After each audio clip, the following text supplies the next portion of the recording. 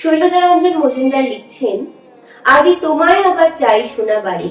এই গানটি পাওয়ার ঠিক পরের দিনই আবার কাগজে লিখে এলাম, ইমন পেলাম, এসো গো জেলে দিয়ে যাও প্রদীপখানি গানটি। প্রদীপখানি বিজন ঘরের কোণে, এসো গো নামিল শ্রাবণ সন্ধ্যা, কালো ছায়া ঘনায় বনে বনে, এসো গো হারিয়ে গেছে মোর বাঁশি, আমি কোন সুরে ডাকি তোমারে।